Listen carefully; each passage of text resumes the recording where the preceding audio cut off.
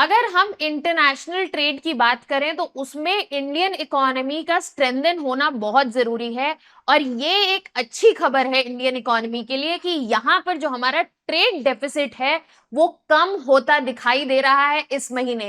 Hello students, welcome to Chahal academy. My name is Shubhangi Singh और आज हम बात करने वाले हैं कि ट्रेड डेफिसिट जो है वो इंडिया का श्रिंक किया है क्योंकि टेक्सटाइल एक्सपोर्ट जो है वो बढ़ गए हैं और गोल्ड इंपोर्ट्स जो हैं उनमें कमी देखी गई है। अब यहां पर हमें यह समझना जरूरी है कि जहां पर पिछले महीने हमारा ट्रेड डेफिसिट जो ऑल टाइम हाई पर था वो अगले ही महीने कैसे श्रिंक करने लगा है, कैसे कम होने लगा है।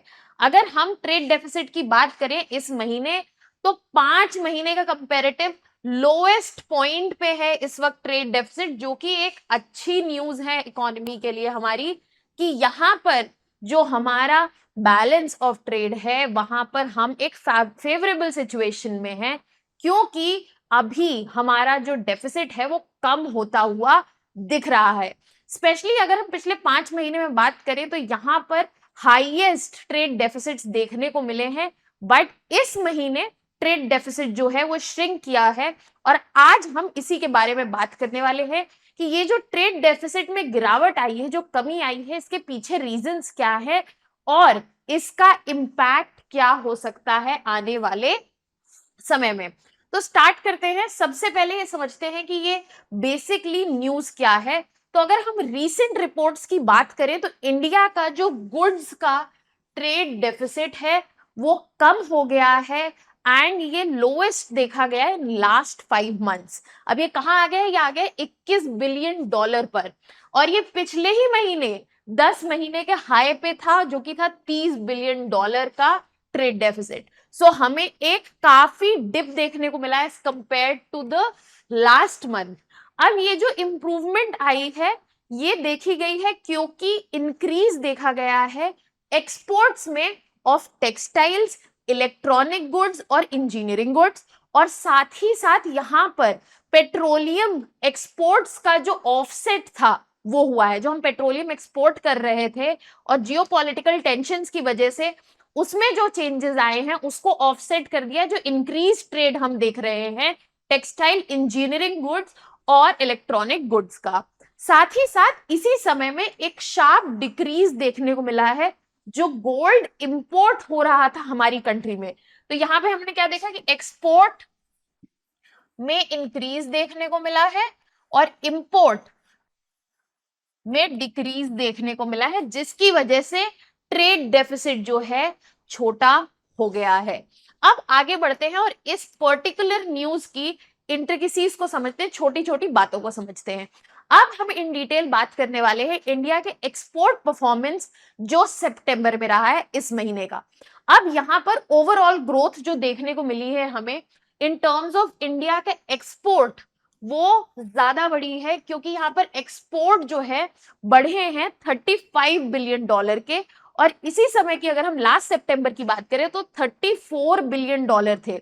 अब यहां पर हम नोटेबल चीज क्या है कि इस वक्त ग्लोबली जियोपॉलिटिकल चैलेंजेस, टेंशंस ज्यादा हैं, फिर भी as compared to last year हमारे एक्सपोर्ट्स में बढ़त देखने को मिली है। अब ये जो बढ़त देखने को मिली है वो किन सेक्टर्स में? सबसे पहले हमें देखने को मिली है इंजीनियरिंग गुड्स में। एक्सपोर्ट्स जो है इंजीनियरिंग गुड्स के वो बढ़े हैं, specially and particularly to Russia and Europe. And ऐसा इसलिए हुआ है क्योंकि इन दोनों ही रीजन्स में मिलिट्री स्पेंडिंग जो है वो बढ़ा दी गई है, और इंजीनियरिंग गुड्स का ऑलमोस्ट 25% कॉन्ट्रीब्यूशन है टोटल एक्सपोर्ट्स में। साथ ही साथ इलेक्ट्रॉनिक्स में भी 9% देखा गया है increase in terms of exports, जिसमें मोबाइल फोन्स का एक्सपोर्ट टू द यूएस, जिससे एक्चुअल बूस्ट मिला है यहां पर एक्सपोर्ट्स को। इसके अलावा टेक्सटाइल्स में काफी नोटेबल सर्ज देखा गया 17% का। अब ये जो इंक्रीज है ये सीधे सीधे बांग्लादेश का जो इशू चल रहा है, जो कि वहां पे कॉन्फ्लिक्ट रिडन है, उसकी वजह से जो बांग्लादेश का कंट्रीब्यूशन था वो हटने की वजह से, और इंडिया का कंट्रीब्यूशन जो है वो टेक्सटाइल में बढ़ गया, और इस वजह से 17% increase in exports of textiles देखने को मिला है इंडिया को।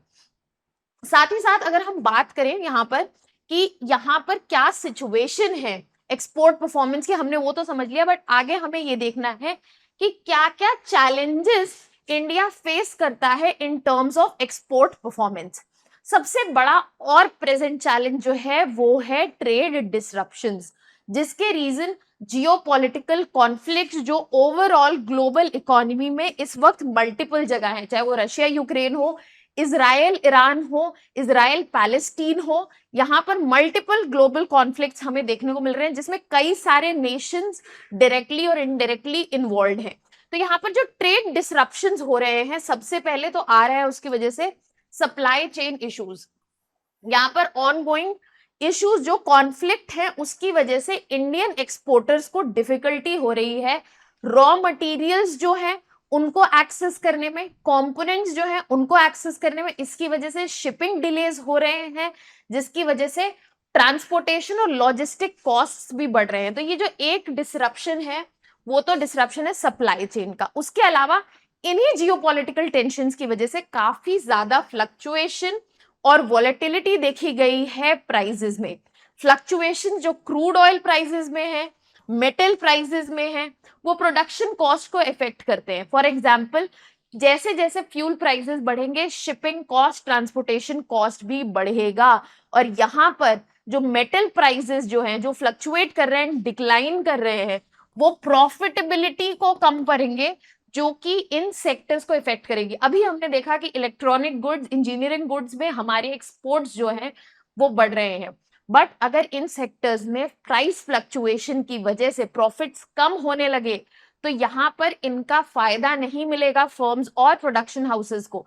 So that is an issue. साथ ही साथ एमएसएमईज पे बहुत बड़ा इम्पैक्ट देखा जा रहा है, क्योंकि जो एक्सपोर्ट का सिग्निफिकेंट पार्ट है वो एमएसएमईज जो हैं वहां से होता है। और यहाँ पर क्योंकि ये सबसे ज्यादा वल्नरेबल हैं, ये जो ग्लोबल डिसरप्शन हो रहे हैं, क्योंकि इनके पास लिमिटेड एक्सेस है, लिमिटेड कैपिटल है और क्रेडिट के रिसोर्सेज जो है वो बहुत ही लिमिटेड है, इसलिए इनके पास ability to adapt to the changing market नहीं है। तो यहाँ पर हमें जो इम्पैक्ट है वो एमएसएमईज पर भी देखने को मिलेगा। अब यही जो है, ये सब जो है एज अ चैलेंज जो है एग्जिस्ट करते हैं। इसके अलावा अगर हम बात करें तो जैसे कि जियोपॉलिटिकल टेंशंस के बारे में मैंने बात की, वेस्ट एशिया में कॉन्फ्लिक्ट जो है ऑनगोइंग है, लगातार चल रहा है और एस्केलेट होता हुआ भी दिख रहा है। तो यहाँ पर जो इजराइल और ईरान जो कि की ट्रेड रूट्स के बीच आते हैं, जैसे कि रेड सी, उनका इस पर्टिकुलर ऑनगोइंग टेंशन में इन्वॉल्व होना डिसरप्ट करेगा इस रूट को, जिसकी वजह से ट्रांसपोर्टेशन कॉस्ट्स बढ़ सकते हैं और प्रोडक्शन कॉस्ट बढ़ सकते हैं। साथ ही साथ लॉजिस्टिकल चैलेंजेस भी बढ़ते हुए दिख रहे हैं, क्योंकि जो शिपिंग रूट्स हैं वो प्रॉब्लमैटिक और रिस्क वाले हो गए, जिसकी वजह से कंपनीज को अपना रूट डाइवर्ट करना पड़ रहा है, वेसल्स को अपना इंश्योरेंस प्रीमियम बढ़ाना पड़ रहा है, जिसकी वजह से ट्रांजिट टाइम तो बढ़ता ही बढ़ता है, साथ ही साथ ये ट्रांसपोर्टेशन कॉस्ट जो है वो भी बढ़ते हैं, जो कि हेविली कॉस्ट कर रहे हैं एक्सपोर्टर्स को। इसके अलावा रेगुलेटरी और पॉलिसी रिस्पॉन्स जो है, जो चेंजिंग ट्रेड पॉलिसीज हैं, स्पेशली जियोपॉलिटिकल टेंशन की वजह से जो क्रिएट होंगी, वहां पर इंडिया का एक्सेस जो है कुछ मार्केट्स तक लिमिट हो जाएगा।